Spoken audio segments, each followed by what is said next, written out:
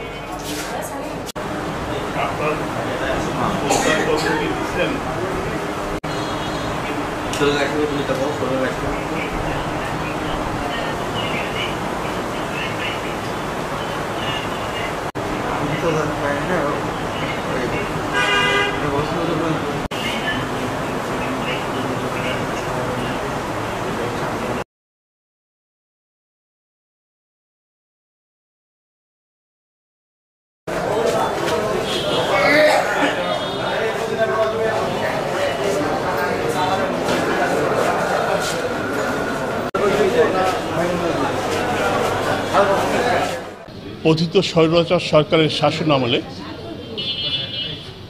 সার godown Natore জেলায় নির্মিত হওয়ার ব্যাপারে ললডাঙ্গা উপজেলার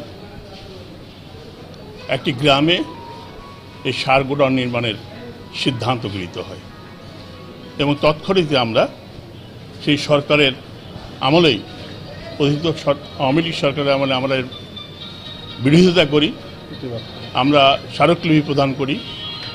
তারপরে গণপ্রজাতন্ত্রী বাংলাদেশ সরকারের পক্ষ থেকে একজন যুগ্ম সচিব জনাব খায়রুল ইসলাম সাহেবের নেতৃত্বে একটি তদন্ত কমিটি আসে। সেই কমিটির সিদ্ধান্ত মোতাবেক বর্তমানে নাটোরে যেখানে বিআইডিসির গোডাউন আছে সেই গোডাউন সংলগ্নই একটি বিসিআইসির গোডাউনের সিদ্ধান্ত গৃহীত হয়।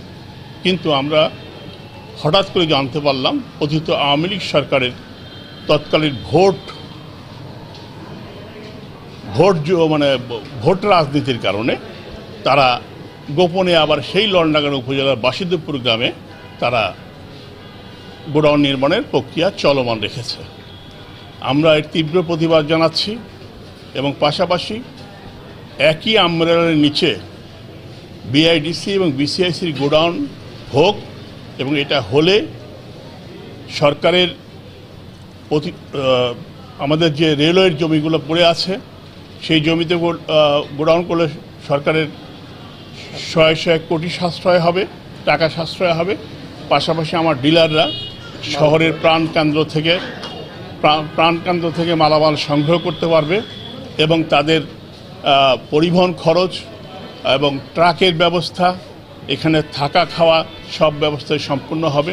তাই জনস্বার্থে এটা বিবেচনার জন্যে আমরা প্রধান উপদেষ্টা বরাবর আজকে স্মারকলিপি প্রদান করেছি।